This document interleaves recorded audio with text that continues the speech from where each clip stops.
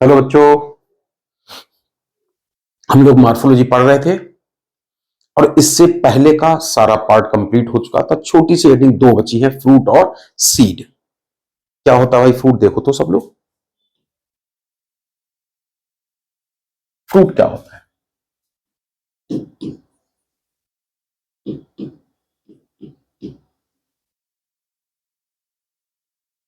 पढ़ाई इससे पहले जरा एक ध्यान दो कि मान लो ये है कोई प्लांट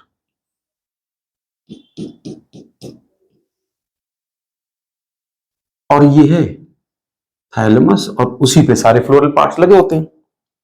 ध्यान करो कि इस पे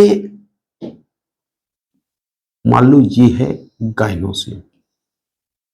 ठीक, जैसे ही होता था पॉलिनेशन, पॉलिन ग्रेन आके गिरा तो पॉलिन ट्यूब जर्मिनेट हुई और पॉलिनेशन के बाद फर्टिलाइजेशन कंप्लीट हुआ। ये हम लोग जानते थे कि आफ्टर फर्टिलाइजेशन जितने भी फ्लोरल पार्ट होते हैं ये तो सब सेड ऑफ हो जाते हैं। ठीक, लेकिन देखा ये गया कि जैसे ही फर्टिलाइजेशन होता है, as a result of fertilisation ovary के अंदर कुछ फाइटो हार्मोन्स की मात्रा बढ़ जाती है। समझ रहा? और जिसकी वजह से क्या है, यहां सेल डिवीजन शुरू हो गया। हम किसी दूसरे कलर से बना दें, यहां सेल डिवीजन शुरू हो जाता है। और जब सेल डिवीजन होता है तो खूब सारी सेल्स बन जाती। इन्हीं सेल्स में शुगर स्टोर होने लगती है, मिनरल्स स्टोर होने लगते हैं, एसिड स्टोर होने लगते हैं, जिसकी वजह से तुम भी जानते हो प्रत्येक फ्रूट का एक अपना स्वाद होता है, एक खट्टापन भी होता है। एसिड है तो खट्टापन है, शुगर है तो स्वीटनेस होती है। इस तरह से बाद में फर्टिलाइजेशन के बाद में calyx, Corolla, androecium, gynoecium, style ये सब सेट ऑफ हो जाती है और नतीजा यही बन जाता है अपने आप में एक फ्रूट। तो क्या है फ्रूट? जरा देखो तो। फ्रूट कुछ नहीं है, जो ओवरी थी वही तो कहते हैं ripened ovary is called fruit. Fruit कुछ अलग से नहीं है। After fertilisation, after fertilisation ovary ही फ्रूट में कन्वर्ट हो जाती है। समझ पाए ना? और इसलिए हम तो बताएं फ्रूट तीन प्रकार के बोले जाते हैं। नंबर एक यूकार्प, नंबर दो हम तुम्हें पहले बीच में कहानी बता दी, फिर एक और बताएंगे, पार्थिनो कार्प। और नंबर तीन होते हैं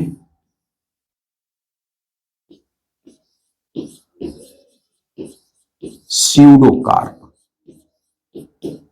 जो फल, जैसा कि अभी हमने समझाया था, जो इस तरह से ओवरी फर्टिलाइजेशन के बाद ओवरी से डेवलप होते हैं, इन्हीं को कहा जाता है ट्रू फ्रूट्स अर्थात यूकार्प। डेवलप फ्रॉम ओवरी, वो भी कह सकते हो आफ्टर फर्टिलाइजेशन।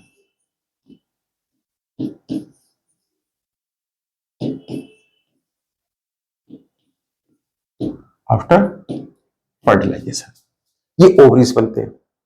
अच्छा, साइंस की बड़ी खास बात होती है कि वैज्ञानिकों को एक बार कोई फैक्ट पता चल जाए कि इंसुलिन से ब्लड शुगर कम होती है, थायराइड शरीर में एनर्जी प्रोडक्शन बढ़ाता है, एक बार फैक्ट पता चल जाए फिर को तो पूछो मत। तो वो आर्टिफिशियल इंसुलिन देने लगते हैं, डायबिटिक पेशेंट को दी जाती है। किसी स्लॉटर हाउस में जाके जो जानवर कटते हैं उनके पैनक्रियास से इंसुलिन ले आते हैं। तो एक बार वैज्ञानिकों को पता चल गया कि जब फर्टिलाइजेशन होता है तो ओवरी के अंदर कुछ फाइटो हार्मोन्स की मात्रा बढ़ जाती है। ऐसा तो नहीं इस वजह से सेल डिवीजन स्टार्ट होता हो और यहां खूब सारा पल्प अर्थात गूदा बन जाता हो। तो कभी कभी वैज्ञानिक क्या करने लगे, उन्होंने देखा कि मान लो ये प्लांट है, ठीक, और मान लो इस प्लांट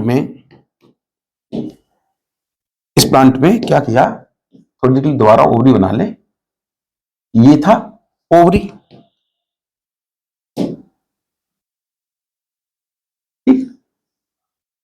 ओवरी थी। उन्होंने क्या किया, वैज्ञानिकों ने देखा कि फर्टिलाइजेशन के फलस्वरूप ओवरी के अंदर कुछ फाइटो हार्मोन्स की मात्रा बढ़ जाती है। अब की बार क्या किया, कॉटन ली और उसी में फाइटो हार्मोन का, उसी फाइटो हार्मोन का स्प्रे मार दिया और इसके यहां माउथ पे रख दिया, कॉटन रख दिया, फाइटो हार्मोन से भीगी हुई। देखा क्या, हाँ वही इफेक्ट चालू हो गया जो फर्टिलाइजेशन के फलस्वरूप होता। क्या, ओवरी वाल में सेल डिवीजन स्टार्ट हो गया, सेल्स में sugar, minerals, hormone, acids store होने लगे और नतीजा देखते देखते ये बन गया अपने आप में एक कंप्लीट फ्रूट बन गया, ठीक है ना। लेकिन हाँ, चूंकि फर्टिलाइजेशन नहीं हुआ, यहां आफ्टर फर्टिलाइजेशन जो अंदर ओव्यूल था ये सीड में बदल जाता था, यहां फर्टिलाइजेशन तो हुआ नहीं, नतीजा यहां सीड नहीं बनेगा, पूरे में पल्प पल्प पल्प गूदा ही भरा होगा। तो इस तरह से जो फल पैदा किए जाते हैं, कैसे, विदाउट फर्टिलाइजेशन, तो ऐसे फ्रूट्स को कहते हैं पार्थिनोकार्प, है ना। कहां से बनते हैं ऐसे fruits, develop from unfertilised ovary, without fertilisation. हाँ, हम लोग जूलॉजी पढ़ेंगे तो ये भी पढ़ेंगे कि development of whole organism without fertilisation is called parthenogenesis, development of fruit without fertilisation is called parthenocarpy. और इस तरह के फ्रूट्स बनाने का बेस्ट एग्जाम्पल है बनाना। अच्छा सवाल बताओ, सीडेड फ्रूट्स बनेंगे कि सीडलेस? सीडलेस फ्रूट बनते हैं ये। अच्छा इनडायरेक्टली पूछे, जरूरत तो नहीं है, कि बताओ पार्थिनोकार्पी किस फ्रूट में कराने का कोई औचित्य नहीं, कोई फायदा नहीं। पोमग्रेनेट, अनार हम लोग जब खाते हैं तो ध्यान करो, अनार का जो सीड अंदर से निकलता है उसके ऊपर जो लाल लाल कुछ होता है, जिसको टेस्ट आर्था सीड कोट कहते हैं, आउटर सीड कोट, वही खाते हैं। अनार में अगर तुमने पार्थिनोकार्पी करा दी तो वहां सीडलेस पोमग्रेनेट बन जाएंगे, और जब सीड नहीं है तो टेस्टा नहीं होगी, खाओगे क्या। तो इसलिए कभी पोमग्रेनेट में सीडलेस पार्थिनोकार्पी नहीं कराई जाती।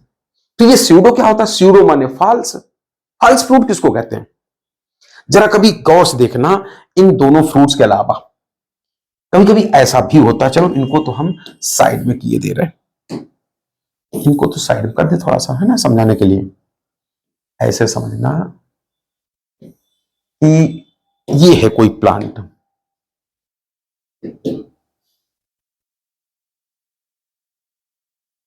ये है मान लो इसका थैलमस,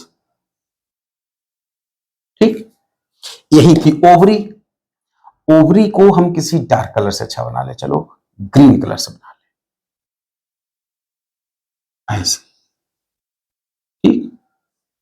मान लो यहां फर्टिलाइजेशन हुआ, इस डायग्राम में करा सकते हैं एंथर बना के, पॉलिन ग्रीन बना दे या क्रॉस करा दे, दूसरी जगह से आ जाए, उससे कोई फर्क नहीं पड़ता है, डायग्राम को बिगाड़ना पड़ेगा इसलिए हम बना नहीं रहे। मान लो यहां फर्टिलाइजेशन तो हो गया, नतीजा यहां ओव्यूल सीड में भी कन्वर्ट हो गया, लेकिन मान लो ओवरी वाल फ्लैसी नहीं हुई, गूदेदार नहीं हुई, यहां सेल डिवीजन स्टार्ट नहीं हुआ, है ना, तो फिर हम खाएंगे क्या। तो कुछ प्लांट्स में क्या होता है, जरा थोड़ा सा बिगाड़ लें थैलेमस को तब समझाएं, कुछ पौधों में क्या होता है उसी को गौर से देखना। अरे भाई, इस इरेजर में यही दिक्कत है, बस ये छोटी नहीं हो पाती। कुछ प्लांट्स में ये क्या होने लगता है कि ये जो थैलेमस था ये फ्लैसी हो जाता है, यानी कोई अदर फ्लोरल पार्ट फ्लैसी हो जाता है, जैसे एप्पल देखा उसमें ये थैलेमस होता है ना, ये इतना बड़ा हो जाता है ऐसे, इधर से भी और इधर से भी, और ये हो जाता है गूदेदार, और इसी को हम लोग खाते, तुमने एप्पल में देखा भी होगा, जितना ये खाने लायक पार्ट होता है, एक तो तुम्हें अपेक्स पर एक पोर दिखाई पड़ेगा, और इसको जो हटा दे तो अंदर काली काली दीवार निकलती है जिसमें काले काले सीड निकलते ना, जो काली काली दीवार है वो ओवरी की है, अंदर सीड होते ही है। तो यहां फर्टिलाइजेशन तो होता है, ये एक तरह से पार्थिनोकार्प नहीं है, लेकिन यहां एडिबल पार्ट, खाया जाने वाला पार्ट ओवरी की बजाय कुछ और है, जैसे एप्पल के केस में ये है मान लो थैलेमस, बात समझते ना। तो ऐसे फलों को कहते हैं स्यूडोकार्प, है ना। इसमें क्या होता है, फ्रूट कैसे बनते हैं, डेवलप फ्रॉम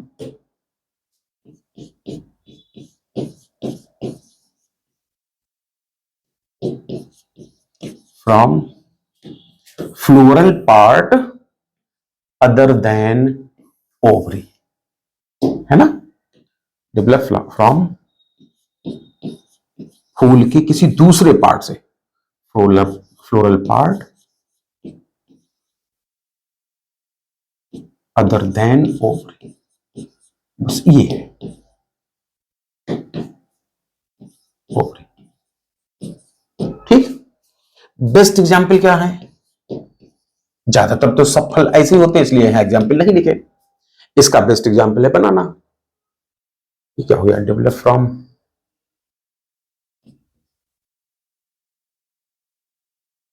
इसका बेस्ट एग्जाम्पल है, अब नहीं डिटेल पढ़ाया जाता, पहले हमको पोम करके फ्रूट्स पढ़ाए जाते थे, जिसमें एप्पल आता है, एप्पल है या स्ट्रॉबेरी है या कैज्यू नट है। याद आया?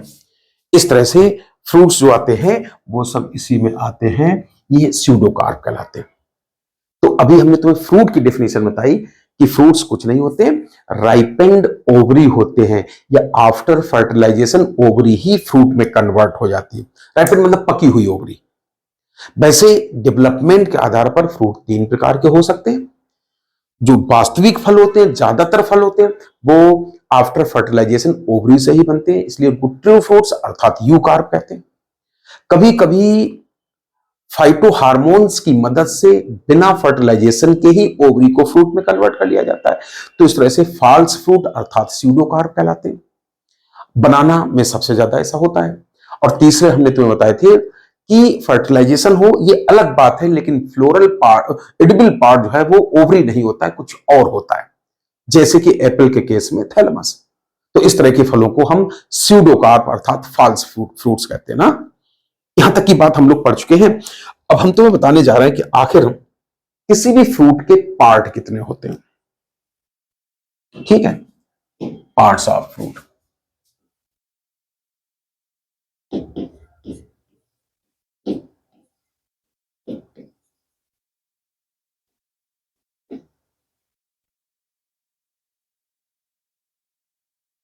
पार्ट्स ऑफ फ्रूट, तो हम तुम्हें दिखाएंगे कि एक फ्रूट के 2 मेन पार्ट होते हैं।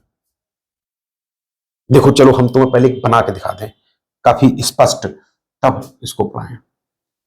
अभी अभी ध्यान करो, गाइनोसियम बनाया था थैलेमस के ऊपर, थोड़ा बड़ा सा बना लेंगे ना तो ही ज्यादा अच्छे से दिखाई देगा। ये बनाया था, मान लो पूरा गाइनोसियम, ठीक। और ये भी कहा था इसमें सेल डिवीजन स्टार्ट हो जाता है फर्टिलाइजेशन के फलस्वरूप, जिससे क्या है, ये पल्प अर्थात गूदा बनने लगता था ऐसे। लेकिन ध्यान करो अंदर भी तो कुछ येलो कलर का दिख रहा है तुमको, वो क्या है? भविष्य का सीड, बीज कहते हैं हिंदी में जिसको ना। तो इस तरह से फल बना था। हाँ, ये बात कही थी कि आफ्टर फर्टिलाइजेशन जितने अदर फ्लोरल पार्ट होते हैं, जैसे सेपल, पेटल, कैलिक्स, करोला, है ना, स्टाइल, स्टिग्मा, ये सब गिर जाती हैं, केवल फ्रूट और फ्रूट बचता ऐसे। तो यही है, एक फ्रूट के इतने ही पार्ट होते हैं। इसको थोड़ा किनारे कर दें, फिर अभी दोबारा दिखाएंगे। देखो फ्रूट के कितने पार्ट हुए? मेनली 2 पार्ट होते हैं। कौन कौन से? नंबर 1 है फ्रूट वॉल, ठीक, ये जो ग्रीन कलर से बनाई, बाहर येलो कलर से, और अंदर मेन रखा है कौन? सीड। 2 ही पार्ट होते हैं देखा जाए। और जो फ्रूट वॉल हमने बनाई है, ये जो ग्रीन या येलो कलर से, अलग बात है कि कई फलों में क्या होता है, ये जो अंदर की सेल होती है ये हो सकता है स्टोनी हार्ड हो जाए, बाद में बताएंगे चलो इसको। तो हम तुम्हें ये बता रहे थे कि जो फ्रूट वॉल होती है, जिसको कहते हैं पेरिकार्प, क्या कहते हैं अभी बताएंगे, पेरिकार्प कहते हैं। और फ्रूट वॉल जो होती है ये इसी के आधार पर, चाहे कह दो फ्रूट वॉल 2 प्रकार की हो सकती है, या कह दो इसी के आधार पर फ्रूट 2 प्रकार के होते हैं। कैसी कैसी, मे बी ड्राई। चाहे तो फ्रूट वाल ड्राई हो सकती है। क्या तुमने कभी मूंगफली अर्थात पीनट को देखा, बादाम को देखा है कि नहीं? ये सब ड्राई फ्रूट्स कहलाते हैं। पहले बहुत प्रकार के पढ़ाए जाते थे, अब तो कुछ पढ़ा ही नहीं जाता है। हमको बहुत सारे फ्रूट्स, ड्राई फ्रूट्स पढ़ाए जाते थे कि ड्राई में भी कुछ पकने के बाद फट जाते हैं अर्थात डेसेंट, कुछ होते हैं नॉन डेसेंट या इनडेसेंट। डेसेंट में तमाम एक पढ़ाए जाते थे, फॉलिकल, सिल्कुआ, सिल्क्यूला, कैप्सूल। ये हम चलते चलते सुना इसलिए दे रहे हैं क्योंकि अब इस साल फैमिली कुछ ऐड कर दी गई है, उनमें सबको दे दिया कि किस फैमिली में सिल्कुआ होता, किसमें सिल्क्यूला होता, किसमें कैप्सूल होता है, और पढ़वाते हैं नहीं डिटेल में, तो फिर थोड़ा सा बच्चों को दिक्कत होती है। तो हम तुम्हें बताएंगे कि जो फ्रूट वाल होती है, अभी अभी हम तुम्हें बताएंगे इसका दूसरा नाम पेरिकार्प भी होता है। हालांकि हम थोड़ा सा बाद में लिखते हैं ये शब्द, लेकिन चलो लिख दिया। और ये पेरिकार्प ड्राई हो सकती, फ्रूट वाल ड्राई हो सकती, तो तुम कह सकते हो ओवरऑल फ्रूट ड्राई होगा। और गूदेदार भी हो सकती है अर्थात मे बी फ्लैशी हो सकती है। तो ऐसे फलों को फ्लैशी फ्रूट्स कहते हैं या सकुलेंट फ्रूट्स, रसीले फल कहा जाता है। ये अलग बात है कि जितने फ्लैशी फ्रूट्स होते हैं, इन्हीं में पेरिकार्प को 3 भागों में डिस्टिंग्विश कर सकते हैं, 3 भागों में बांट सकते हैं। कौन कौन से?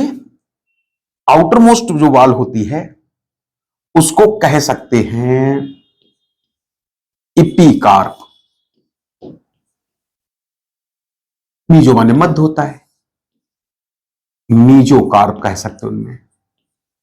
और सबसे अंदर एक और होती है, तो ये जो इंडोकार्प कहते हैं। जितने फ्लैशी फ्रूट्स होते हैं सिर्फ और सिर्फ उन्हीं में तुम कह सकते हो कि पेरिकार्प को 3 भागों में बांटा जा सकता है। अभी इसके बारे में थोड़ी देर बाद में बात करते हैं। सीड और बता दें, सीड में भी हम लोग डिटेल तो नेक्स्ट पेज पे पढ़ेंगे, लेकिन सीड तुम जानते हो कि अगर तुमने मैंगो को देखा हो अंदर कितने बीज निकलते, एक, और वाटरमेलन देखा हो, पपाया देखा हो मैंने, तो सीड भी कह सकते हो कि सिंगल सीडेड हो सकते हैं। एग्जाम्पल लिखें या ना लिखें अपने मन से सोचो। मैंगो सिंगल सीडेड है, पपाया मैनी सीडेड है, और फ्रूट्स या फिर कह सकते हो मैनी सीडेड हो सकते हैं, ठीक है ना? हाँ, ये कह रहे थे कि इसी पेरिकार्प के दम पे, भाई तीनों को मिला के पेरिकार्प कहते हैं ना, इसी के दम पे फ्रूट कई प्रकार के हमको पढ़ाए जाते थे, खासतौर से जो फ्लैशी फ्रूट्स होते थे, रसीले फल। क्योंकि हम लोग के सिलेबस में 2 हैं, एक मैंगो एक कोकोनट, तो समझाने के लिए हम थोड़ा सा सहारा लेते हैं। जैसे हमको फ्लैशी फ्रूट से बहुत सारे पढ़ाए जाते थे, ड्रूप, बेरी, पेपो, हेस्पेरिडियम, पोम, बलोस्टा, एम्पिसरा का, ऐसे तमाम पढ़ाए जाते थे। चलो सब मत जानो, लेकिन मैंगो को समझने के लिए हमें थोड़ा सा सहारा दूसरे का लेना पड़ेगा। ये फ्रूट्स कैसे मान लिया जाता था, कौन बेरी है और कौन, तो ये समझाने के लिए थोड़ा सा सहारा ले रहे हैं हम, ठीक, कि कौन ड्रूप है और कौन बेरी है, थोड़ा सा बताने के लिए हम ये कह रहे थे कि लाइट चली गई। जैसे मान लो तुमने अगर कभी, पहले बेरी समझाएं, अंगूर को देखा हो, टमाटर को देखा हो, टमाटर या अंगूर में छिलका उतारना संभव है, इनकी ऐसा लगता है इपिकार्प महसूस होती है। फिर उसको हटाओ तो अंदर कुछ सॉफ्ट से निकलता है, गीला गीला, मीजोकार्प भी हो सकता है, तुम समझ जाओ। इसी तरह बनाना में भी छिलका हटा सकते हो, बीच में गूदा निकल सकता है, लेकिन अंदर तीसरी लेयर महसूस नहीं होती, समझ नहीं पाओगे। तो जिन फ्लैशी फ्रूट्स में इंडोकार्प मेम्ब्रेनस होती है, इतनी थिन होती कि इंसान ढूंढ भी ना पाए, तो फिर उनको बेरी कहा जाता था। लेकिन अगर तुमने बेर को देखा हो, बेरी का एग्जाम्पल बेर नहीं है, बेरी का एग्जाम्पल ग्रेप्स हो सकते हैं, बेरी का एग्जाम्पल बनाना हो सकता है, क्या मत होता है, टोमेटो है लेकिन स्वयं प्लम नहीं है। अब हम ये कह रहे थे कि अगर तुमने कभी बेर को देखा हो, मैंगो को देखा हो, कोकोनट को देखा हो, बेर से इसलिए समझाते हैं कि बेर छोटा भी होता है, हरा भी होता है। चलो देखो, या पका हुआ बेर देखो, उसमें पका हुआ बेर भी हो, हल्के से अगर जो येलो या रेडिश येलो जो छिलका होता है वो उतारा जा सकता है। अंदर लिबलिबा लिबलिबा उसका मीजोकार्प दिखाई देगा। पेरिकार्प हो गई छिलका, मीजोकार्प हो गया गूदा। और बेर को दिखाओ, अंदर सारा ऊपर गूदा खा जाओ तो अंदर सुपारी जैसी कठोर गुठली सी निकलती, इंडोकार्प है वो। और ध्रुव जितने होते हैं उनकी इंडोकार्प की पहचान होती, पत्थर जैसी कठोर होती, सुपारी जैसी कठोर होती। अर्थात जिन फ्रूट्स में स्टोनी हार्ड इंडोकार्प हो वो हमेशा ध्रुव कहलाते हैं। तुमने नारियल को देखा होगा, खासतौर से शादी बारात में जब नारियल आता है, उसके ऊपर थिन पेपरी, बिल्कुल पेपर जैसी इपिकार्प होती है। वो हटाओ तो हम लोग के बालों जैसी मीजोकार्प फाइब्रस होती है। ये भी सब अगर काट दिया जाए चाकू से तो बिल्कुल हमारे स्क्रैनियल बोन्स की तरह हार्ड निकलती है इंडोकार्प। तो इंडोकार्प कैसे हुई? Stony hard. और जिनकी स्टोनी हार्ड इंडोकार्प हो वो हमेशा ड्रूप कहलाते हैं। मैंगो को देख लो भाई, ऊपर छिलका होता है मतलब इपिकार्प, बीच में पीला पीला गूदा होता है मतलब मीजोकार्प। हालांकि आम में रेशा होता है लेकिन फ्लैश भी होता है, इसलिए आम की, मैंगो की मीजोकार्प एडिबल मानी जाती, खाई जाने वाली मानी जाती। तो ये कह रहे थे ड्रूप में मैंगो को भी तुम देख सकते हो, उसका जो छिलका है मतलब अच्छा लगा इपिकार्प हो गया, जो गूदे वाला पोर्शन है मीजोकार्प हो गया, और सारा हम लोग जब आम का फ्लैश खा जाते हैं अंदर बड़ी हार्ड इंडोकार्प निकलती ना। तो स्टोनी इंडोकार्प जिन फ्रूट्स में होती है, आंख बंद करके समझ जाना, वो ड्रूप टाइप के फ्रूट्स कहलाते हैं, है ना। तो देखो तो जरा, चूंकि हम लोग हो क्या रहा, एनसीईआरटी अपने ही डायग्राम कभी कभी पूछ देती है या तो लेबलिंग कराती है, तो इसलिए हम तुम्हें थोड़ा सा दिखा तो दें कम से कम एक बार कि कौन से फल कैसे थे, देखें कौन बताएगा। ये देखो फ्रूट्स, अगर तुम समझ पाए हो, है ना। इसके ऊपर थिन पेपरी इपिकार्प हट चुकी है, कुछ हल्के फुल्के फाइबर दिख रहे हैं, अर्थात तुम्हें दिख रही है मीजोकार्प, फाइब्रस मीजोकार्प। और ये भी अगर ब्लेड से छील लिया जाए तो स्टोनी हार्ड इंडोकार्प हो जाएगी। फिर बीच में जो गरी सी दिखती है, काली काली सफेद सफेद, ये कुछ और है। जब सीड पढ़ाएंगे तब स्पष्ट होगा ये क्या है। सीड पढ़ाते समय दो बातें बताएंगे, एक तो everything inside the seed coat is called kernel, चाहो तो इस पूरे पोर्शन को मिला के कर्नेल कह सकते हो। लेकिन जब हम इंडोस्पर्म पढ़ाते तब ये भी कहते हैं कि हम लोग गोला गरी में, नारियल में जो कुछ खाते हैं वो इंडोस्पर्म खाते हैं। जितना तुम गरी काट के खाते हो ये सब सेलुलर इंडोस्पर्म का एग्जाम्पल होता है, और जो नारियल पानी पीते हैं, कोकोनट मिल्क पीते हैं, वो न्यूक्लियर टाइप का इंडोस्पर्म होता है।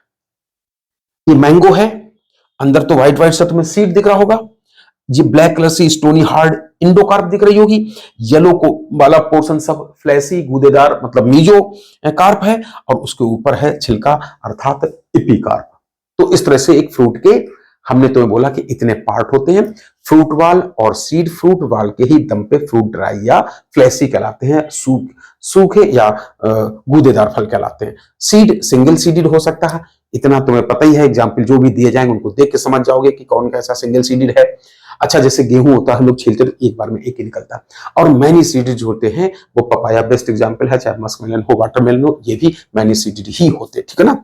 तो इस तरह की कहानी अब हो गई पूरी तरह खत्म। नेक्स्ट हेडिंग है, वो तुम समझो कि क्या है।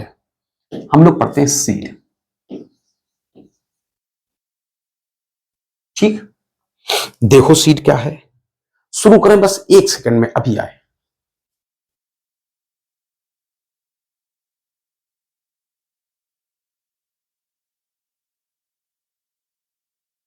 ठीक है बच्चों, शुरू करते हैं सीड क्या होता है। और चूंकि ये सीड पहले क्या होता था कि जब हम लोग सेक्सुअल रिप्रोडक्शन फ्लावरिंग प्लांट पढ़ लेते थे, उसके बाद ही वास्तव में समझ में आता है कि फ्रूट और सीड क्या है, क्या रिलेशन है। वास्तव में पहले सेक्सुअल रिप्रोडक्शन फ्लावरिंग प्लांट पढ़ना चाहिए था, लेकिन चलो इत्तेफाक की बात है, एनसीईआरटी ने ही पे दे दिया। तो हम इसको समझाएं, इसलिए हमने क्या किया, टाइम भी बचाने के लिए थोड़ा सा वही वापस ले जाते तुम्हें, सेक्सुअल रिप्रोडक्शन फ्लावरिंग प्लांट। जैसे मान लो थोड़ा सा समझाएंगे तभी स्पष्ट हो पाएगा कि ये प्लांट है, थैलेमस बनाया और मान लो उस पे गाइनोसियम बनाया, और थोड़ी देर के लिए महसूस करो ये हमने स्टैमिन बनाए। आगे कुछ पढ़ाएं तो हम तुम्हें थोड़ा सा पहले गाइनोसियम और उसके अंदर ओव्यूल को थोड़ा सा डिस्क्राइब कर दें, तभी सीट समझ में आएगा। तो हमने बना के रख लिए जिससे टाइम थोड़ा बच जाए। मान लो ये देखो इसको गौर से, क्योंकि बहुत ही महीन डायग्राम है ना, अगर अब बनाएंगे तो टाइम बहुत लगेगा। ये है, मान लो तुम समझ रहे होगे कि ये जो बाहर बाहर बनाई है ये पूरी गाइनोसियम, गाइनोसियम जिसके 3 पार्ट, जहां पर ये पॉलन ग्रेन आके गिरते हैं, अर्थात जैसा सुराही जैसे स्ट्रक्चर का जो माउथ है उसको तो हम लोग स्टिग्मा कहते थे, सुराही जैसे पार्ट की गर्दन को स्टाइल कहते थे, बेसल बल्ज्ड पार्ट को ओवरी कहा जाता था। ठीक, तो ऐसे करके तुमने 3 पार्ट इसके महसूस किए। अब इसी ओवरी की दीवार में कहीं ना कहीं कोई सॉलिड टिश्यू होता है, फूला फूला टिश्यू होता है, इसी को कहा जाता है प्लेसेंटा। क्या कहा जाता है? प्लेसेंटा। कहो तो लिख दे, भला की जरूरत यहां पर नहीं है। इस सोलिन टिश्यू को कहा जाता है प्लेसेंटा। और इसी प्लेसेंटा की मदद से जो कुछ ये लगा है इसको कहा जाता है ओब्यूल। जब भी ओब्यूल बनता है, हम तो कहते हैं जब भी कोई प्लांट पार्ट बनता है, चाहे रूट, स्टेम, लीफ, यहां तक कि ओब्यूल ही क्यों ना हो, सबसे पहले पैरेन्काइमेटस मास ही बनता है। तो ओब्यूल बनने के लिए सबसे पहले जो ब्लैक कलर से बनाई है ये थिन वाल्ड अर्थात पैरेन्काइमेटस सेल्स बनाई। क्योंकि थिन वाल्ड होती है, अंदर फॉरेन पार्ट के धूल मिट्टी बैक्टीरिया जा सकता है, तो भगवान ने हमारी स्किन की तरह इनके ऊपर भी स्किन बना दी। स्किन वाले चैप्टर को इंटेगुमेंट्री सिस्टम कहते थे, तो यहां पर भी ऐसा लगता है भगवान ने दो इंटेगुमेंट बनाई। एक ये है आउटर इंटेगुमेंट, आउटर इंटेगुमेंट, ठीक।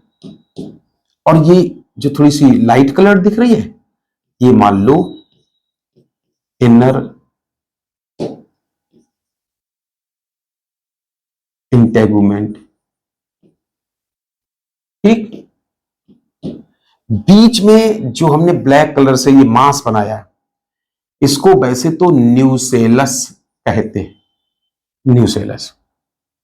तो ओव्यूल कुछ नहीं है, इंटेगुमेंटेड पैरेन्काइमेटस मास होता है। ये इंटेगुमेंट चारों तरफ से प्रोटेक्शन देती है इस पैरेन्काइमेटस मास को, लेकिन एक तरफ प्रोटेक्ट नहीं कर पाती, वह पोर रह जाता है। इस पोर को कहते हैं माइक्रोपाइल। माइक्रोपाइल के अपोजिट पोल को चलाजा कहते हैं। क्या कहते हैं? चलाजा कहते हैं। माइक्रोपाइल के अपोजिट पोल को, निशान नहीं लगाएंगे, कोई और बात है। ये जो ग्रीन कलर से हमने दर्शाया है ये स्टॉक ऑफ ओव्यूल है, और स्टॉक ऑफ ओव्यूल को फ्यूनिकल कहते हैं। लेकिन हमने तो नीचे ही चिपका दिया, ये इधर भी चिपका हो सकता था, इधर भी अटैच हो सकता, कहीं पर भी अटैच हो सकता था। ये ज्यादातर चांस की बात है कि माइक्रोपाइल के अपोजिट पोल पर ही फ्यूनिकल अटैच होता है। जहां पर भी ये अटैच होता है, इस पॉइंट ऑफ अटैचमेंट को, ये जरूरी नहीं यहीं पर हो, कहीं पर भी हो सकता है, इस पॉइंट ऑफ अटैचमेंट को हाइलम कहते हैं। तो पहले तो इतनी बात जान लो कि गाइनोसियम के अंदर, एक ओवरी के अंदर जो ओव्यूल होता है उसके पार्ट कितने होते हैं? टॉप पे जो ओपनिंग बनाई माइक्रोपाइल, उसके चारों तरफ दो सुरक्षा कवच अर्थात आउटर इंटेगुमेंट और इनर इंटेगुमेंट, बीच में पैरेन्काइमेटस मास, इसको न्यूसेलस नाम दिया अभी, और माइक्रोपाइल के अपोजिट पोल को हमेशा चलाजा कहा जाता है। ये इत्तेफाक की बात है कि जो हमने डायग्राम बनाया है इसमें चलाजा और हाइलम कंसाइड कर गए एक ही जगह पर।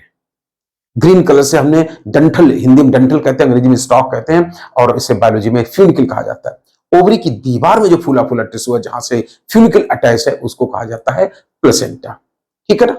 तो इतनी सारी चीजें बताई, चूंकि जगह बहुत सारी चाहिए इसलिए ये सारा लेवलिंग जो किया था इसको हटाए दे रहे, जिससे हमें और कुछ दिखाने को मिल जाए, जगह मिल जाए, ठीक।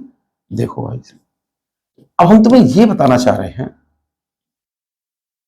कि इस तरह का ओव्यूल बनता है।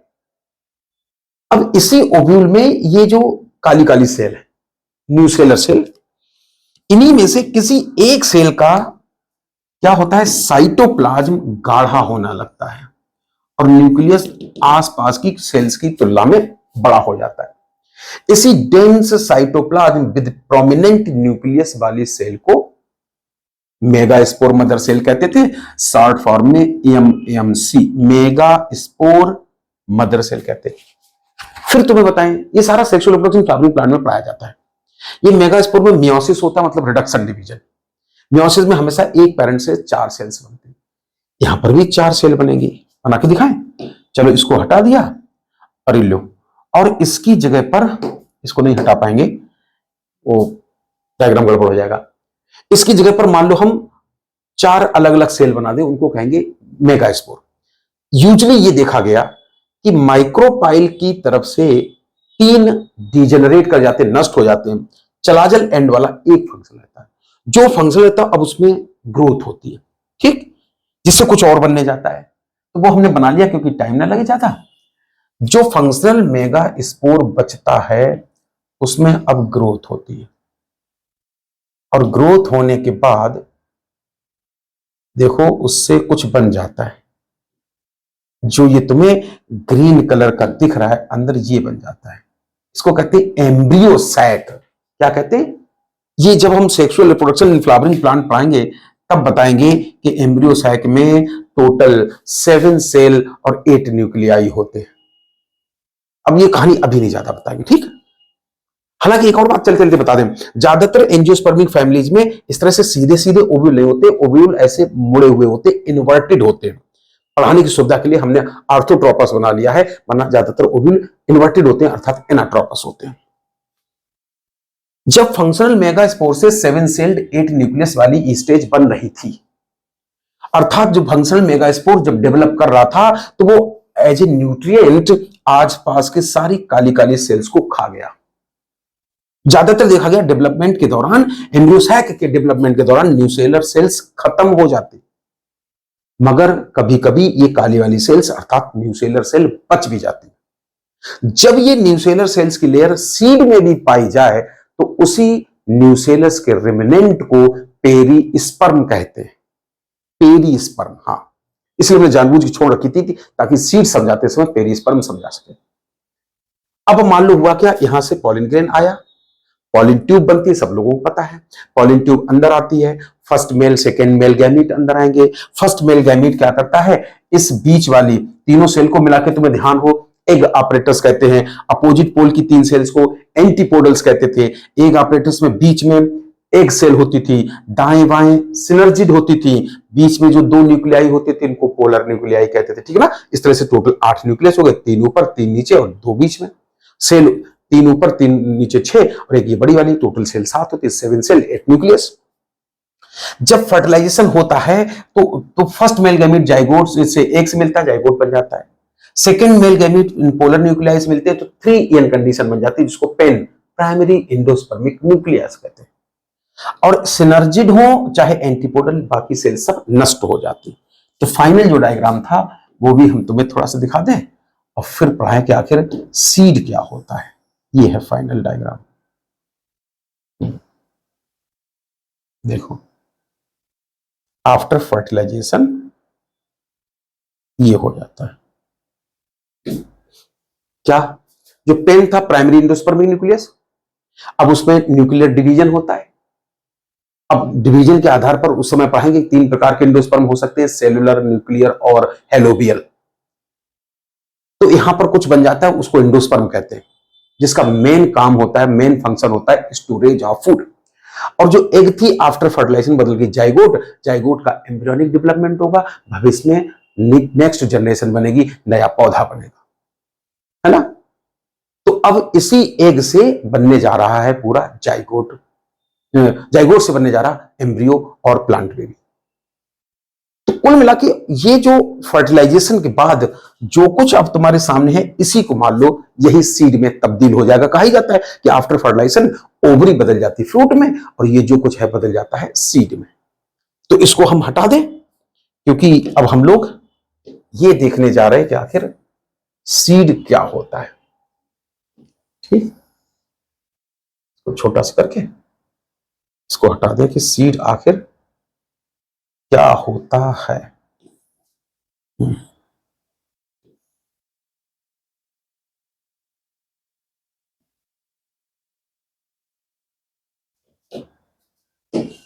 सीड क्या होता है?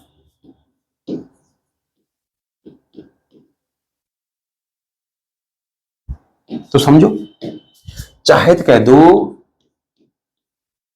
Mature ovule is called seed, और चाहे कह दो पके हुए ओव्यूल को ripened ovule is called seed.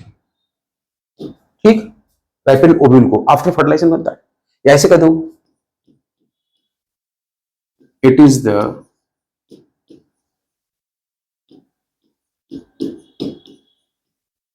Final product of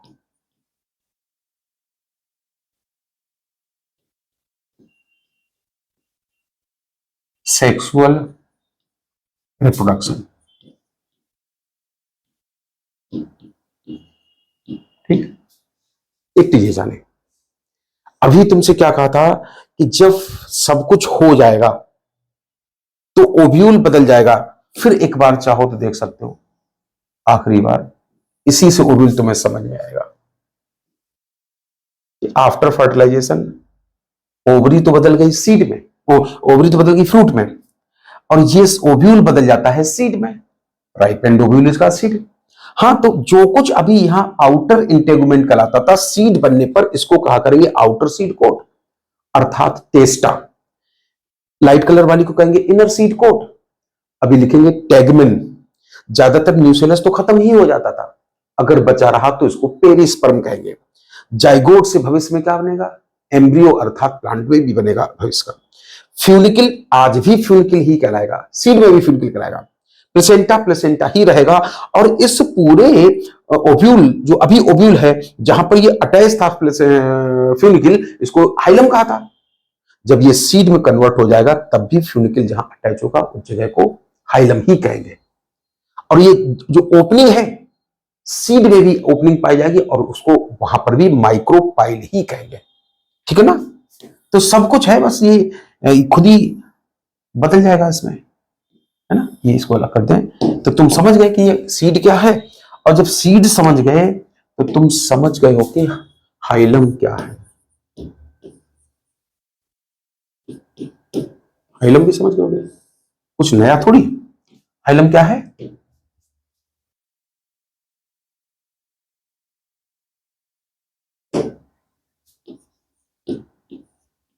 scar on the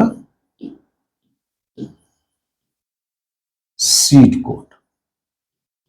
जहां पर ये फ्यूनिकल लगा होता है, इसको छटा दिया जाए तो वहां धब्बा पड़ जाता है, दाग पड़ जाता है, उसी से पहचाना जाता है कि यही वो जगह है जहां फ्यूनिकल अटैच रहा होगा। तो उसी स्कार मार्क को सीड कहते हैं हाइलम, या कह सकते हो it is the point of attachment.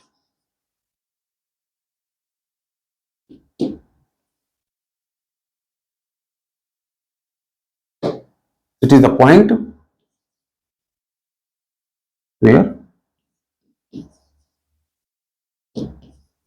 Funicle was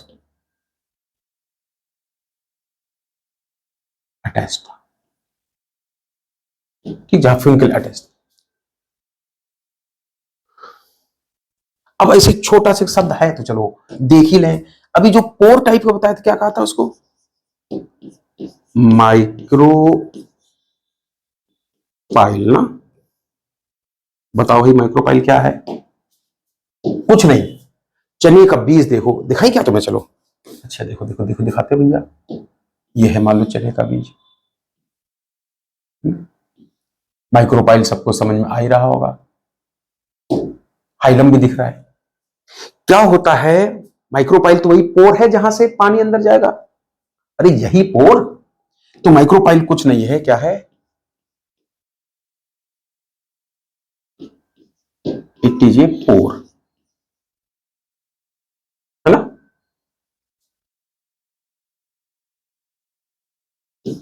above the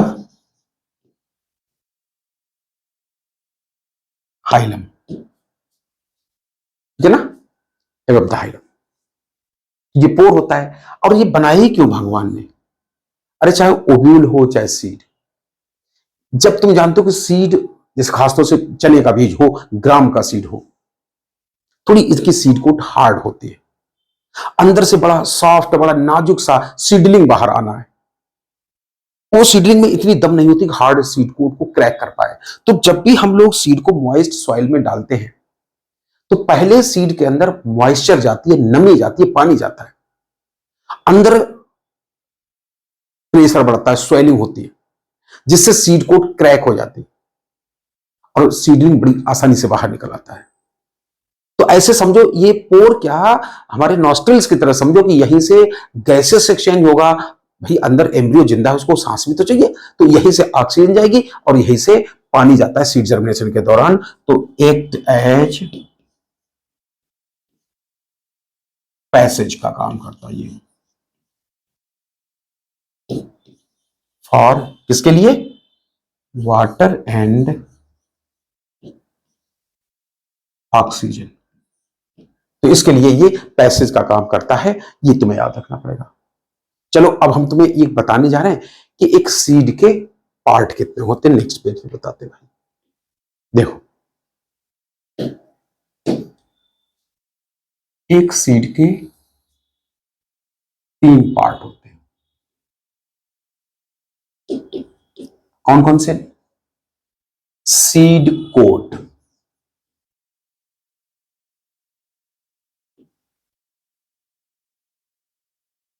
number 2 embryo, और जो थर्ड पार्ट है वो किसी सीड में हो भी सकता है, नहीं भी हो सकता है, इसलिए मेनली 2 ही पार्ट माने जाते हैं। तीसरे पार्ट की गारंटी नहीं कि सभी सीड में होगा, हो भी सकता है, नहीं भी हो सकता है। उस थर्ड पार्ट का नाम है इंडोस्पर्म।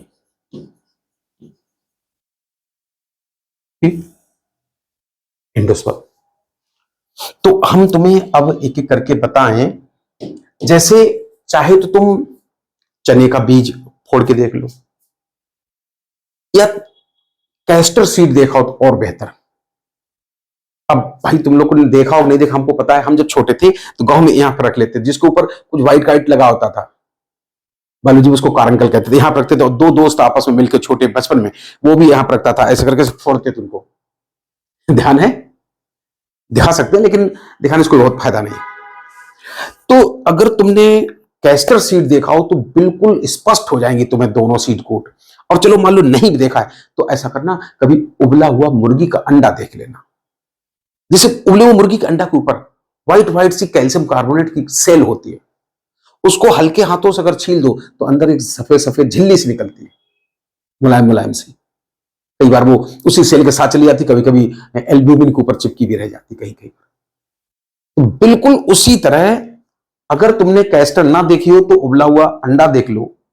सीड कोट जो होती है बिल्कुल वैसी होती है। हम तुम्हें बताएंगे कि 2 सीड कोट जो होती है, चाहे तो पहले तो लिख ही दिया। अच्छा चलो एक बात, कहां से आती है?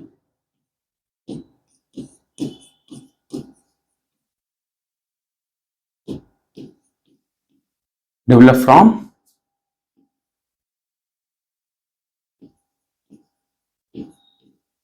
Integuments of ovule. जो ओव्यूल की हमने आउटर और इनर इंटेगुमेंट्स पढ़ी थी ना, वहीं से आती है सीड कोट। वही है outer integument outer seed coat, inner integument inner seed coat. इसलिए कहा जाता है कि सीड कोट होती है 2, आउटर सीड कोट, यस लिख दिया, केवल जगह कम बर्बाद हो ना, और इनर सीड कोट।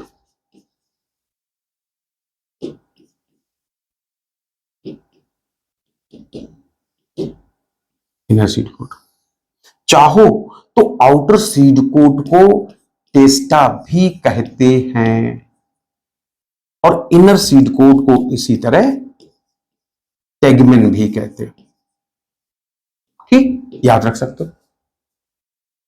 जो इधर हम लोग एम्ब्रियो लिखेंगे तो जगह चाहिए, इसको थोड़ा नीचे कर ले रहे हैं।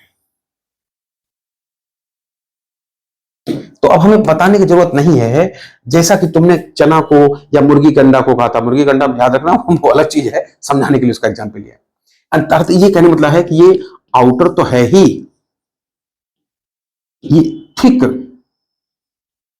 बी होती है ज्यादातर, एंड हार्ड होती है, हार्ड हो या लेदरी हो, है ना। और कहां से आती है? From outer integument of ovule से आती है। और ये ज्यादातर सीड में क्या देखा गया, ये वाली, ये इनर भी है, ऐसा तो हमने नाम में ही लिख दिया था, और ये थिन होती, बिल्कुल पतली, एंड मेम्ब्रेनस होती है, थिन एंड मेम्ब्रेनस होती है। ठीक, मुर्गी का अंडा बेस्ट एग्जांपल है, वरना जिन्होंने कैस्टर देखी तो समझ ही जाएंगे। कभी कभी बताएं, जैसे तुमने चना छील दिया या मुर्गी के अंडा की दोनों लेयर हटा दी, तो जो कुछ बचा है, इनकी दोनों सीड कोट हटाने के बाद जो कुछ बचा, उसके लिए एक शब्द बोला जाता है कर्नल। क्या बोला जाता है? अब डेफिनेशन नहीं लिखेंगे, ऐसे याद रखना, everything inside the seed coat, outer और इनर सीड कोट के अंदर जो कुछ है वो क्या होगा? ज्यादा से ज्यादा एम्ब्रियो होगा, बहुत होगा तो एंडोस्पर्म भी होगा। बस सीड कोट हटा दी तो जो कुछ बचा वो कर्नल भी कहलाता है। कोकोनट के केस में कर्नल ही खाया जाता है। अब बात आई एम्ब्रियो की। ठीक, एम्ब्रियो क्या होगा? जैसे ध्यान करो, हम लोग जब अपनी मम्मी के पेट में बन रहे थे तो जाइगोट बना था, morula stage, blastula stage, gastrula stage, gastrula stage के बाद ऑर्गेनोजेनेसिस शुरू हुई, हमारे सारे अंग बने। हम लोगों के वही अंग थे जो मानव जात के होते हैं, हाथ पैर नाक कान। तो प्लांट के भी वही ऑर्गन्स होंगे जो प्लांट के होते हैं, एडल्ट प्लांट के होते हैं, रूट स्टेम लीफ, है कि नहीं? बना के दिखाएं। मान लो जैसे ये कोई है सीड, थोड़ा सा पहले बना ले, ठीक, खेत में डाला तो अंदर से सीडलिंग बाहर आएगा, पौधे का बच्चा बाहर आएगा। जो प्लांट होते हैं वही प्लांट पार्ट इसके भी होंगे जो एडल्ट प्लांट होते हैं, क्या? Root stem leaf. तो हम तुम्हें दिखाएंगे अंदर से जो जर्मिनेट होके आएगा, हो सकता है उसके ये पहले स्टेम जैसा कुछ बन के आए।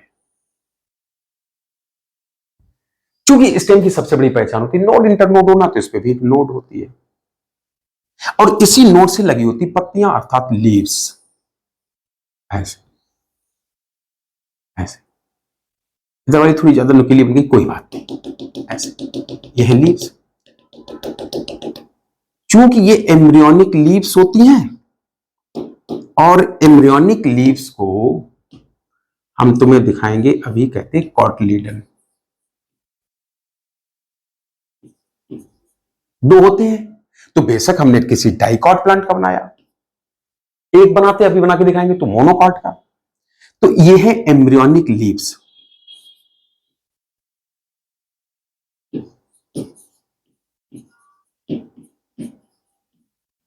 ठीक, ये है उसका, हिंदी में कहते हैं अच्छा, अंग्रेजी में कह सकते हो एम्ब्रियोनिक एक्सिस। पुराने जमाने में इसको टाइजेलम भी कहते थे, एनसीईआरटी में ये शब्द नहीं लिखा है।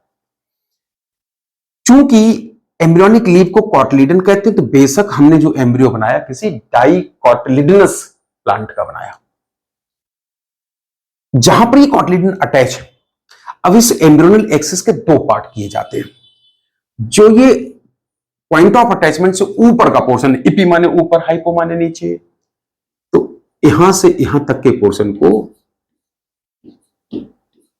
इपिकोटाइल कह दिया जाता है। ठीक, और अटैचमेंट से नीचे का पोर्शन, ये यहां से, इसको कह दिया जाता है हाइपोकोटाइल। ठीक, इपिकोटाइल या हाइपोकोटाइल। प्लांट में तो मेरिस्मेटिक टिश्यू भी होता है, तो इनके टॉप पर डिवाइडिंग सेल का मास होता है। इधर भी ऐसे डिवाइडिंग सेल का मास होता है, यहां पर भी डिवाइडिंग सेल का मास होता है। इसी टिप ऑफ स्टेम को, अर्थात जहां पर डिवाइडिंग सेल का मास है, इस डिवाइडिंग सेल के मास को कहा जाता है प्लिम्यूल। और नीचे की तरफ जो ये डिवाइडिंग सेल का मास है, इसको डिफरेंट कलर से लिख दे, इससे थोड़ा दिखाई दे, इसको कहते हैं रेडिकल। ठीक, इसको रेडिकल कहते हैं और इसको कहते हैं प्लिम्यूल। याद रहे, ये एरो कंफ्यूज करा सकता है, तो हम दोबारा इसको बनाए दे रहे। ये जो ये वाला पार्ट है, यहां से लेकर पूरे एक्सिस को कहते थे एम्ब्रियोनल एक्सिस। इस तरह से हमने तुम्हें बना के दिखाया, पूरा एम्ब्रियो बनाया। अभी मोनोकॉट का भी बना देंगे, परेशान ना हो। चलो अच्छा बना ही देते हैं। ये जो कुछ बनाया डाइकॉट का, अगर मोनोकॉट का एम्ब्रियो बना के दिखाएं तो सब कुछ ऐसा ही होगा। देखो तो बेटा, ये जैसे डाइकॉट में होता है वैसे यहां पर भी टाइजेलम हो गया, अर्थात एम्ब्रियोनल एक्सिस। और बिल्कुल वैसे ही यहां पर भी डिवाइडिंग सेल का मास अर्थात प्लिम्यूल कहलाएगा, और नीचे की तरफ डिवाइडिंग सेल का मास रेडिकल कहलाएगा। यहीं पर लगी होगी लार्ज सील्ड सैप्ड कॉटलीडन। क्या कहते हैं भाई इस कॉटलीडन को? इस लार्ज सील्ड सैप्ड कॉटलीडन को स्कूटेलम कहते हैं। और ये अलग बात है कि यहां पर मोनोकॉट में यहां पर भी कुछ मेम्ब्रेन प्लिम्यूल को कवर किए रहती हैं, रेडिकल को कुछ कवर किए रहती हैं। तो हम तुम्हें बताएंगे प्लिम्यूल को जो कवर किए रहता है उसको कहते हैं कोलियोप्टाइल, और रेडिकल को जो कवर किए रहे उसको कहते हैं कोलियो राइजा। अभी अभी बोला था इस लार्ज सिंगल सील्ड सैप्ड कॉटलीडन को क्या कहा? स्कूटेलम। ठीक, तो ये होता है मोनोकॉट का। और हम तो बताएं, अगर तुमने व्हीट का नाम सुना हो, वो भी मोनोकॉट है। उसमें क्या होता है, जहां पर ये कॉटलीडन लगा है इसके अपोजिट साइड एक टंग लाइक स्ट्रक्चर पाई जाती है ऐसे, और जिसको कहते हैं एपीब्लास्ट। ठीक, तो ये व्हीट में होता है, गेहूं में होता है एपीब्लास्ट। चलो हम इसको हटाए दे रहे हैं। ठीक, तो अब हम इनके बारे में दो दो शब्द लिख लेते हैं, लेकिन उसके लिए जगह चाहिए, तो ऐसा करते हैं, थोड़ा सा इसको छोटा करके साइड में कर दे रहे हैं। देखो भाई, क्या कह रहे थे? एम्ब्रियो कहां से आता है? तो सोचो जरा, डेवलप्स फ्रॉम जाइगोट।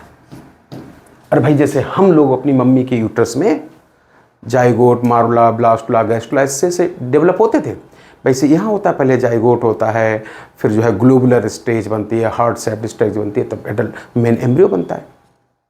और पूरे सीड के अंदर अगर सबसे इंपॉर्टेंट चीज है तो भविष्य का बच्चा ही है, इसलिए एम्ब्रियो को most important part of seed कहते हैं।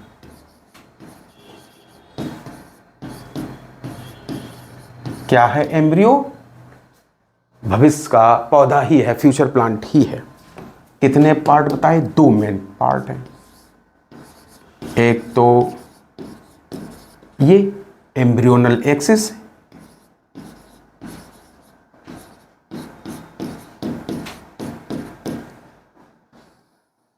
ठीक। अब हम ज्यादा यहां कहानी नहीं बताएंगे क्योंकि डायग्राम में समझा चुके थे, तो अपने मन से देखना कि एपिकोटाइल क्या होता है। Part of embryonal axis above the attachment of cotyledon. इसी तरह हाइपोकोटाइल क्या होता है? इस एम्ब्रियोनल एक्सिस का वो पार्ट जो कॉटलीडन के नीचे है, जहां पर कॉटलीडन अटैच्ड है उससे नीचे है। साथ ही साथ अभी तुम्हें मोनोकॉट में जो बताए थे कि कोलियोप्टाइल प्लिम्यूल को जो कवर किए रहे, चलो इसको बाद में अच्छा लिख देंगे।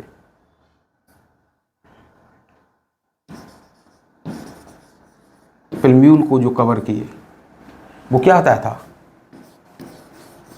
कोलियोप्टाइल।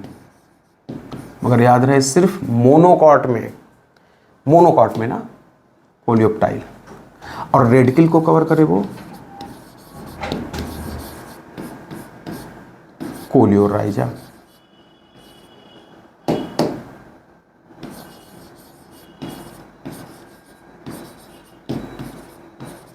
ये दोनों चीज़ें सिर्फ मोनोकॉट में होती हैं, तो इसलिए इनको हम लिखने के बाद हटाए दे रहे हैं, जिससे जगह भी मिल जाएगी और तुम कंफ्यूज ना हो कि दोनों में होती है कि सिर्फ मोनोकॉट में होती है। सेकेंड पार्ट है ये दोनों लीव्स या ये सिंगल लीव, अर्थात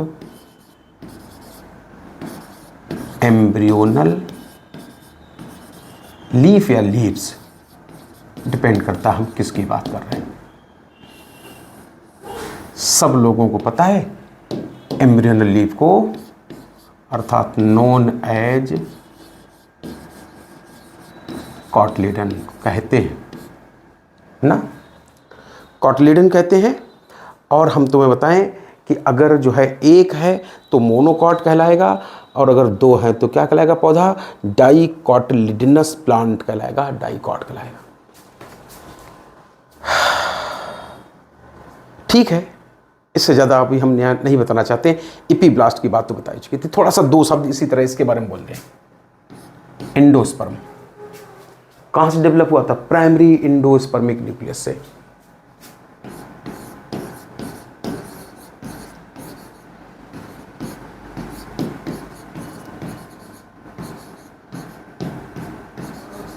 पेन काम क्या होता है, ये तो फ्यूचर प्लांट है, भविष्य का बच्चा है, और ये उसी बच्चे के डेवलपमेंट के दौरान कहीं भोजन की कमी न पड़ जाए, इसलिए भगवान ने एक तरह से गोडाउन बना रखा है।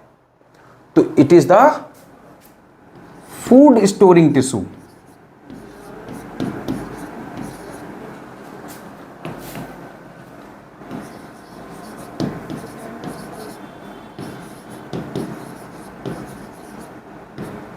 फूड स्टोरिंग टिश्यू होता है। अब ऐसा होता है कि कुछ पौधों में, स्पेशली डाइकॉट्स में क्या होता है, जैसे मान लो घर में बच्चा है और जितना गोदाम में भोजन है सब खा जाए तो बच्चा तो मोटा ताजा हो जाएगा, गोदाम खाली हो जाएगा। ऐसे प्लांट में भी होता है। कभी कभी कुछ एम्ब्रियो डेवलपमेंट के दौरान पूरा का पूरा एंडोस्पर्म खा जाते हैं, तो सीड कैसा हो गया, नॉन एंडोस्पर्मिक, विदाउट एंडोस्पर्म वाला। लेकिन पहचान ये कि इस तरह के सीड फोड़ोगे मोटे मोटे स्पष्ट कॉटलिडन दिखाई देंगे। भाई बच्चे के दो ही पार्ट है, कॉटलिडन और एम्ब्रियोनल एक्सेस। तो जैसे तुमने कभी मूंगफली को फोड़ा हो, मटर के दाने को फोड़ा हो, चना का टुकड़ा दाना फोड़ा हो, दो मोटे मोटे कॉटलिडन निकलते हैं, एम्ब्रियोनल लीव्स निकलती हैं। इसका मतलब पत्तियां मोटी हैं, गोदाम खाली है। तो ऐसे सीड जिनमें एंडोस्पर्म खत्म हो चुका होता, कंज्यूम हो चुका होता है, उनको कहते हैं non endospermic seed.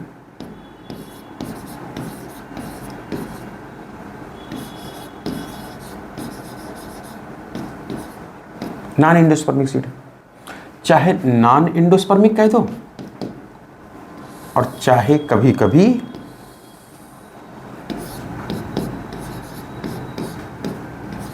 X albuminous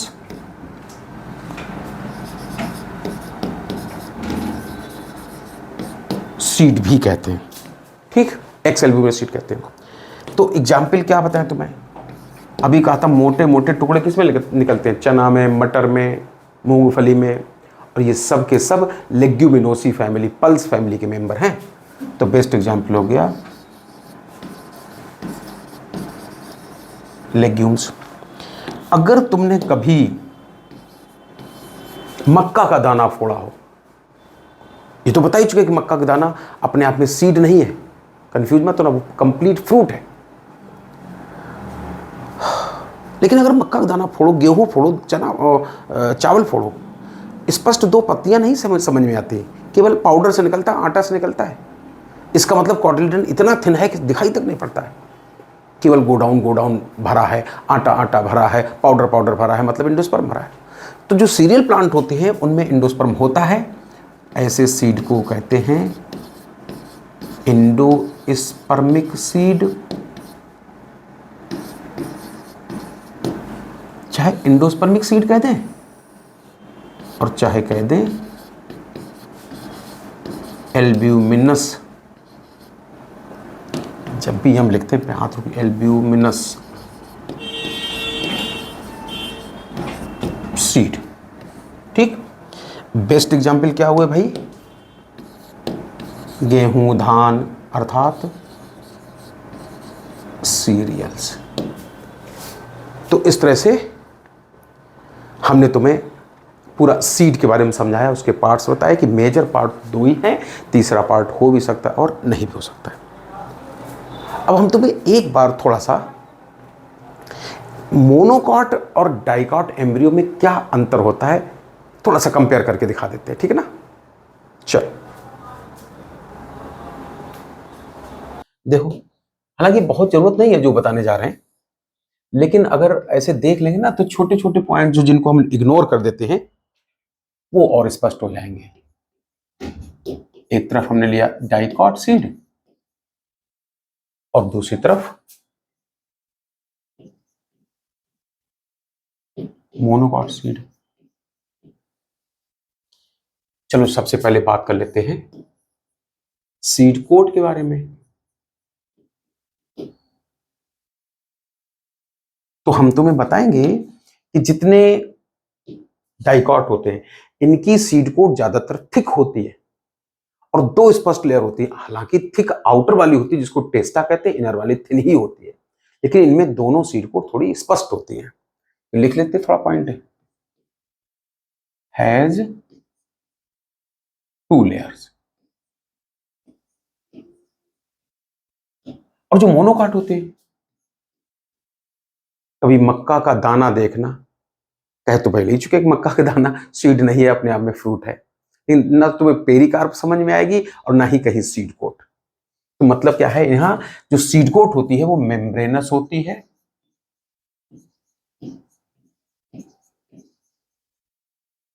and remain fused with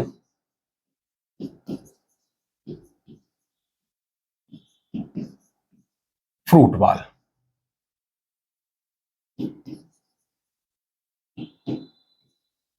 fruit ball के साथ फ्यूज्ड रहती है। इसी तरह दो शब्द हम लोग जान लेते हैं सीड कोट के बाद कॉटलीडन के बारे में।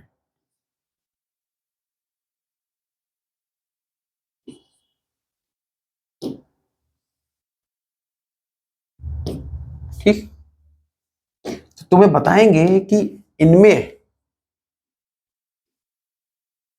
टू कॉटलीडन होते हैं, थिक भी होते हैं, ठीक, दो होते हैं मोटे होते हैं, टू थिक कॉटलीडन।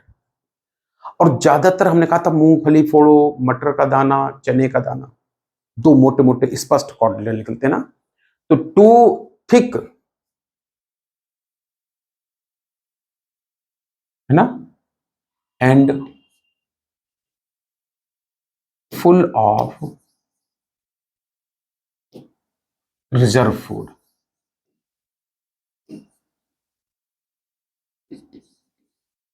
ऐसे होते हैं, रिजर्व फूड से भरे हुए होते हैं। ठीक, इनके कॉटलीडन अभी तुम्हें बता चुके थे। एक तो सिंगल होता है, जब वो ध्यान करो भी बनाया था, और तलवार की युद्ध वाली बात बताई थी। सिंगल लार्ज होता है और दिखने में सील्ड शेप्ड होता था। ठीक, क्या कहते थे उसको, नोन एज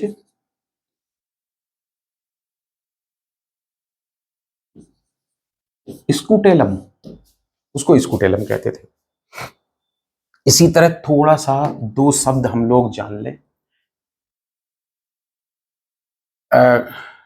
इंडोस्पर्म के बारे में।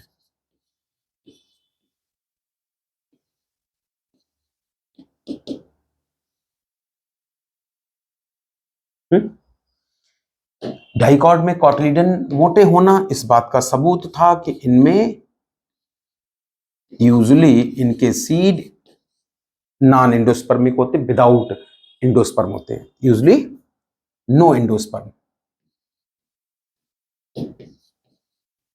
नॉन इंडोस्पर्मिक सीड होते हैं। बायोलॉजी है, अपवाद हो सकते हैं एक्सेप्ट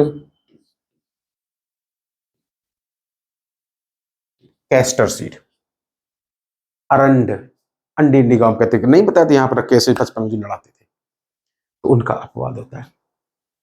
इसी तरह हमने तुमसे बोला था यहां अगर बात करें तो गेहूं को फोड़ो, मक्का के दाने को फोड़ो। पाउडर से निकलता है, आटा से निकलता है, तो वो एंडोस्पर्म है। तो यूजुअली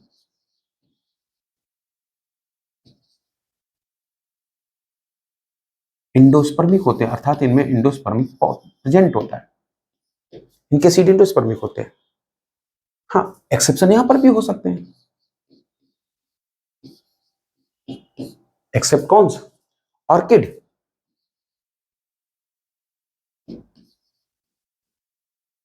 ठीक, ऐसे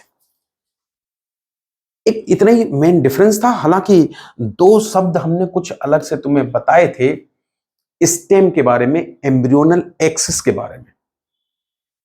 मोनोकॉट में दो शब्द अलग से पढ़ाए थे, एक बार देख लेना कि प्लम्यूल कवर्ड रहता है जिस मेम्ब्रेनस स्ट्रक्चर द्वारा, उसको कहते थे कोलियोप्टाइल। रेडिकल कवर्ड रहता था जिस मेम्ब्रेनस स्ट्रक्चर द्वारा, उस मेम्ब्रेन को कहते थे कोलियोराइजा। तो ये दोनों शब्द मोनोकॉट में और याद रखना, ठीक है ना। चलो, अगर समझ पाए हो तो हम तुम्हें एक चीज और बता दें,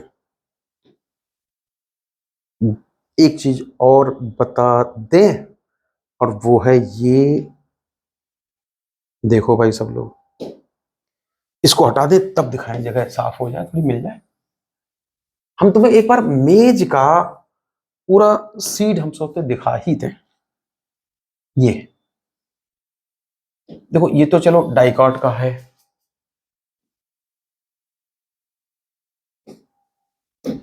ये तो हम तुम्हें बना के दिखाई चुके, प्लम्यूल क्या है, कॉटलेडन क्या है, रेडिकल क्या है। और ये जो है तुम्हें मेज ग्रेन और हम थोड़ा सा अलग से दिखाते, ये ठीक। ये